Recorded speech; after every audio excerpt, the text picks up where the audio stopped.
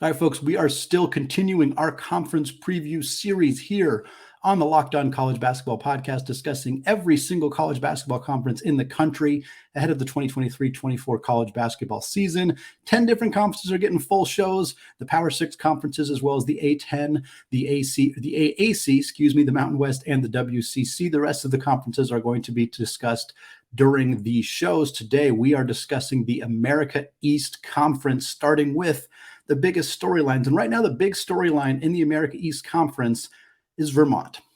The Catamounts of Vermont are building a legitimate juggernaut in this conference. They have been to they've earned 4 of the last 6 auto bids into the NCAA tournament. They've been a 13 seed in 3 of the last 5 years. They were a 13 seed in 2017, in 2019, and in 2022. And last season, still made the big dance, still were successful, but they got dropped down to a 15 seed, which was a little surprising, frankly. They were 114th in KenPom, which is not great. I'll admit that. But considering where some of the other conferences had their best teams reside, I was a little surprised to see them down as a 15 seed. Regardless, a team that is pretty routinely in the big dance. They did not advance last year, like we talked about Princeton on yesterday's episode of Locked On College Basketball, of course, a 15 seed who did advance all the way to the Sweet 16 last year. Vermont did not. They ran into Marquette in the first round, lost 78-61. Still a team that deserves to have your attention, though. 20-plus wins in every full season since 2008. 15 years, obviously excluding the COVID season, they have won 20 or more games. Their coach during that time is John Becker. John Becker has a 280 and 113 record during his time with the Catamounts. That is a 71.2% winning rate with that team. He is a 6-time coach of the year in the conference. And there is a reason that this team has been at the top, not just because of their success with the coaching, not just because of their success getting into the NCAA tournament, but part of it is, quite frankly, there's not a whole lot of good basketball in this conference outside of Vermont.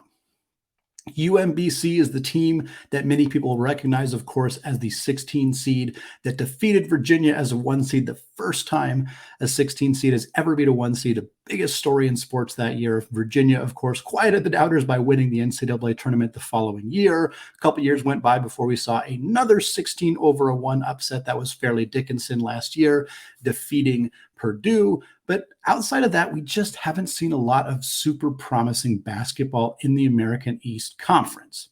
Now, there are some talented players joining the league. And for a conference that you kind of expect a huge chunk of players leaving the conference, transferring out, there aren't as many as you'd expect. We'll get to that momentarily. I do want to highlight a few guys who are coming into the conference, though, who could make a significant impact. You got Shamir Torrance transferring from Syracuse to Binghamton.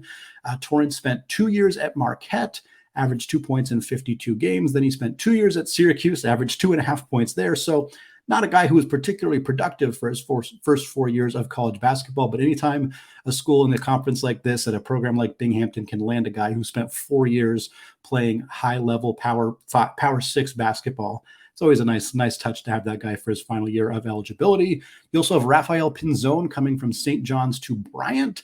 He averaged 6 points and 2 boards and an assist last year for the Johnnies, part of that mass exodus at the Red Storm when Rick Pitino came in to start as the head coach. You got Shamir Bogues coming from Tarleton State to Vermont. No, he is not related to former NBA point guard Muggsy Bogues, but Shamir averaged about 10 points, 3.5 boards, 2 steals per game last year for Tarleton State. He's a 2-time WAC all-defensive team member, and he heads to join that very successful Vermont squad. Finally, you got Sebastian Thomas going from Rhode Island in the A10 to Albany, 6 points, 3 assists, and 2.5 boards last year at Rhode Island. And yeah, like we said, some talent gone, but we've talked about conferences on this podcast before who 4 of their 5 first teamers all transferred out. All of their second teamers transferred out. Like we've seen conferences where legitimately everybody's gone. And in this conference, none of the first teamers transferred out. A couple graduated. And I think that's kind of part of it, is that a lot of the guys who were first, second team in this AEC were guys who were out of eligibility. So that's why you didn't see as many transfers. But still, only 1 second teamer transfers out of the American East Conference. That's Charles Pride, who heads from Bryant to St. Bonaventure. You got 1 third teamer out the door, Nick Johnson, who goes from New Hampshire to Winthrop. No other America East award winners out the door. A couple guys from UMBC moving on. Yao Obeng Mensah, 8.5 points, 6.5 boards last year for UMBC. He goes to Niagara. And then Matteo Piccarelli goes from UMBC to Temple. He averaged 10 points and 1.2 assists last year. Final guy I wanted to highlight is Gerald Drumgoole, who went from Albany to Delaware. He averaged 16 points, 5.2 boards, 2.5 assists last year, far and away the most successful season of his college basketball career, which began at Pitt, spent 2 years at Albany, now going to finish out his career at Delaware. Last thing here on the storylines before we get into those favorites and dark horses and, of course, those award predictions to close out the show, we got to talk coaching changes. 2 major coaching changes going down in the America East Conference this year. New Hampshire replaces Bill Harrion with Coach Nathan Davis, and NJIT replaces Brian Kennedy with Grant Billmeyer. We'll start with New Hampshire. Bill Harrion gets replaced at New Hampshire after 18 years. 18 years at the helm with this squad. He's a 65-year-old coach. He said he's not retired, hasn't landed another job yet. We'll see what opportunities end up getting presented to him. 227 wins for New Hampshire. He also had 303 losses with a 42.8% winning rate with that team. No NCAA tournament appearances in about 2 decades with New Hampshire. So I'm guessing that was probably part of it. Last couple of years haven't gone so well. I think they were finally ready to pull the plug and move on here. Prior to his time at New Hampshire, Harrion had coached at East Carolina University from 1999 to 2005. Before that, he had coached at Drexel from 1991 to 1999, made 3 NCAA tournament appearances there. This man has been a head coach basically as long as I have been alive. So it's kind of sad to see his career come likely to an end in this capacity, but New Hampshire moves on, brings in a coach in Nathan Davis, who comes over from Bucknell, where he went 129 and 115 over 8 seasons at Bucknell in the Patriot League. He had 2 NCAA tournament appearances, and in fact was the coach of the year in the Patriot League in both 2017 and 2018. So anytime you can get a coach who's been to the big dance a little bit more recently than Coach Harrion had, who hadn't been since the mid-90s. You get a guy who's has a winning record at 8 seasons at a school in the Patriot League. I think you got to feel pretty good about that if you're New Hampshire. And then NJIT, they replaced Brian Kennedy with Grant Billmeyer. Kennedy has been the head coach at NJIT since 2016. Not had a ton of success there. He's 81 and 123. That's just under 40% winning rate in his time with that squad. They're bringing in Grant Billmeyer. Billmeyer's a first-year head coach, but he has a lot of experience. He was at Maryland last year. He actually followed Kevin Willard to Maryland from Seton Hall, where he had been since 2015. So we're talking about a guy who, for the last 8 years, has been at the high major level. He was at Seton Hall from 2015 to 2022. At one point, he had been promoted to associate head coach. Again, followed Willard over to Maryland from Seton Hall. So a guy who has some pedigree, has some experience, coached some really talented players at Seton Hall and at Maryland last year, now gets an opportunity to take over the helm for a program that has not had a lot of basketball success in a long time. Again, wouldn't expect NJIT to suddenly turn it around in a rapid way, but nice to get a coach in who comes from that Power 5 level and has some of that pedigree for this team. But let's talk favorites. Let's talk who we think is going to win it all. Is Vermont the front runner once again? 4 out of the last 6 NCAA tournament auto bids have gone to Vermont. Is that going to continue, or could someone else step up and take over the mantle? We're going to discuss all of that after a word from today's sponsor, Jase Medical. What would happen if you found yourself cut off from modern medical care and treatment? I'm guessing you wouldn't be prepared. Maybe it's supply chain issues because of a global pandemic, or you're on an outdoor adventure, or there's a natural disaster, or you're traveling in a different country with different standards of care. Honestly, for me, life is just so busy that I don't really have time to make a lot of doctor's appointments. And if you're like me, you just want to have that security. You need the Jase case from Jase Medical. The Jase case provides 5 life-saving antibiotics for emergency use.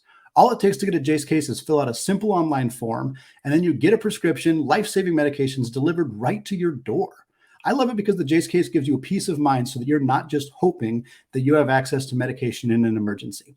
Jase Medical makes sure you have that medication in hand. Save more than $360 by getting these life-saving antibiotics with Jase Medical, plus an additional $20 off by using my code LOCKEDON at checkout at jasemedical.com. That's JASE medical.com. Doctor created, doctor recommended.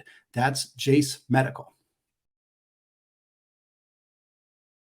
Folks, closing out the show today here on a Locked On College Basketball podcast, still continuing our America East Conference preview, heading into that 23-24 season. And we got to start talking about our favorites to take home the trophy. And we got to start talking about Vermont, because again, Vermont's done this 4 out of the last 6 years. They went 14-2 in conference play last year, 23-11 overall. Again, haven't had a season under 20 wins since 2008.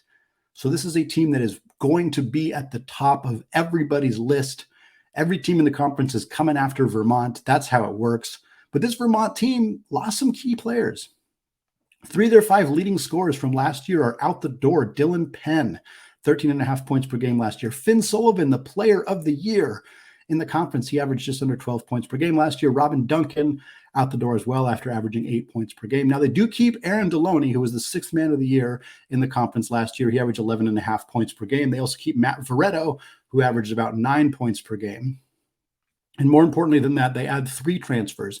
And I think arguably 3 of the very best transfers coming into the conference, all joining Vermont. That's not surprising. They have the most pedigree. They have the most likelihood of landing in the big dance.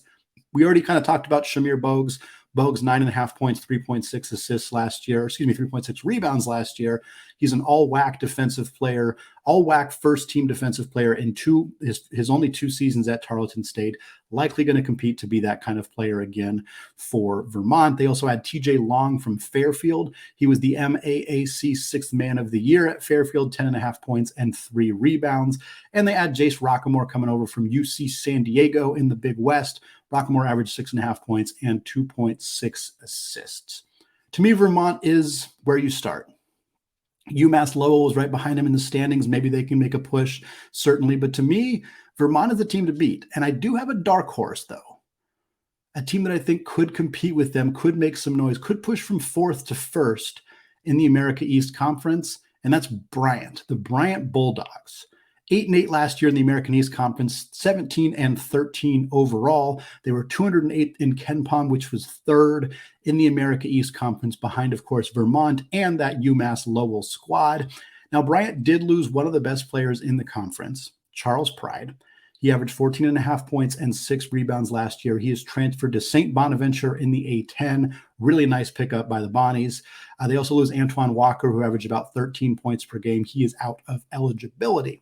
But the key for Bryant, the reason they're on this list as a dark horse candidate, is because they have perhaps the best scorer in the entire conference. And I say perhaps. Last year, he was.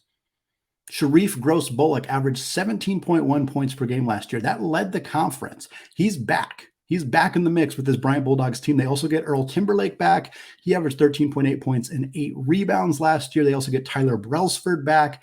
He averaged 6 points per game.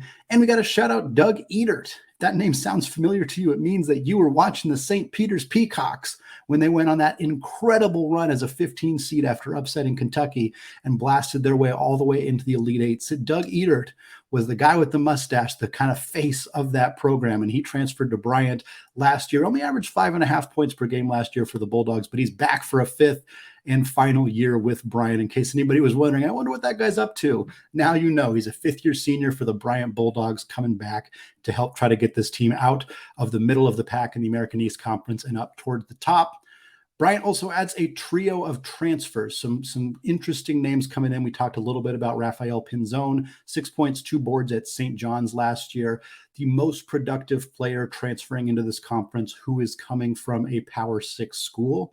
St. John's was not particularly good last year, but anybody who could put up 6 points per game in the Big East is probably going to have some success coming down to the America East level. So this is a nice pickup for Bryant. They also had Connor Withers, an interconference transfer from UMass Lowell. He averaged, over his 4-year career at UMass Lowell, he averaged 8 points and 4.8 rebounds. So getting a player who has produced at this level in this conference, a veteran guy, always a bonus for Bryant as well. They also get Daniel Rivera. He's coming over from St. Louis. Now, he did not play at St. Louis, and he was a JUCO transfer to the Billikens. Didn't play last year, so a bit of a mystery for him. Small forward, 6'6", but a guy who, was good enough coming out of junior college to go to an A10 school in St. Louis. So perhaps the guy who could make some noise for Bryant as well. All of that mixed with the fact that they've been to the tournament a couple times before. They have a solid coach in Jared Grasso. it's enough to believe that this team could seriously challenge Vermont at the top of the standings in the America East Conference.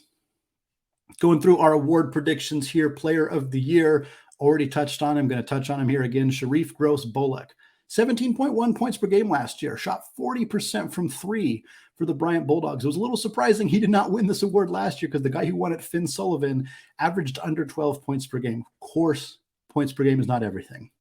And it is worth acknowledging that the Player of the Year has come from Vermont 7 years in a row. So whether Gross-Bullock has the ability to break that streak remains to be seen. If he averages 18, 19 points per game and Bryant goes from fourth to second, fourth to first, really hard to deny that he's going to be the guy who's in that conversation for Player of the Year.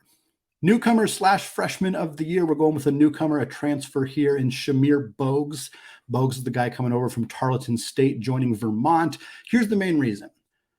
Vermont's three players that they lost, Dylan Penn, Finn Sullivan, and Duncan, 6'3" to 6'5" guards. All of them were between 6'3", 6'4", 6'5". They are losing key production in the backcourt. Shamir Bogues comes in, the key addition for them in the backcourt, 6'4" combo guard, 9.5 points per game at Tarleton State last year in the WAC. The WAC is a better conference than America East and a very strong defensive conference.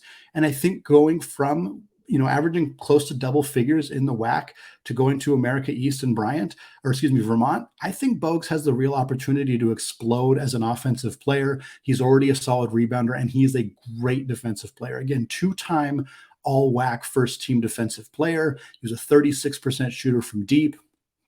I would not be surprised to see Bogues be a 15, 16 point per game guy for Vermont, high level shooter, all AEC first team defensive caliber player. And to me, all of that likely paints the picture of a player who wins that Newcomer of the Year award for this conference. Coach of the Year, going with Bryant once again. Jared Grasso, mentioned him already. He's won the award back in 2022. Now, this is when they were in the NEC. Worth acknowledging, Bryant is about to start their second year in the America East Conference. Last year was their first year in the conference. Like we said, they went 8-8 in league play. Can we see them climb the rankings from fourth to second, fourth to first? If they do so, I think Grasso's got a real chance of winning that award. I think he's got the Player of the Year on his team in Sherif Gross-Bullock. I think that's enough for him to potentially make that leap and be that caliber of coach that wins that award this season. Closing out the show with Defensive Player of the Year, Kellen Tynes, coming from Maine. This is an easy one for a couple of reasons. One, he won the award last year. Always kind of cheesy to pick that guy, but it's hard to deny. Also, he led the entire country in steals, not the conference, not the mid-major level. He led the whole country in steals, 3.3 steals per game. He's coming back as a junior. Maine's not a particularly good program, but this is a player who has really great hands on defense, utilized them extremely well last year. He's going to be a heavy favorite coming into the season. Unless things really fall apart for him, it's hard to deny that Kellen Tynes is probably going to be a two-time Defensive Player of the Year in the America East Conference. That's going to wrap us up for today here on the Locked On College Basketball Podcast. Been having so much fun with these conference previews. We still got a handful more to go. I know my colleague Isaac Shade and Leaf Tulane will be discussing Conference USA on Thursday's episode. Definitely want to look out for that one. A whole bunch of storylines in that league with a bunch of realignment. We'll be back on Friday with some more information about what's going on in college basketball as well. And as we get into next week with more conference previews and more updates on recruiting, various other things as we get closer and closer to the start of the college basketball season. Folks, we're barely 40 days away. It is getting right around the corner. Thank you so much for listening to Locked On College Basketball. Make sure to hit that subscribe button, hit that like button. It is very much appreciated. Thank you all again. And until next time, as always, peace out.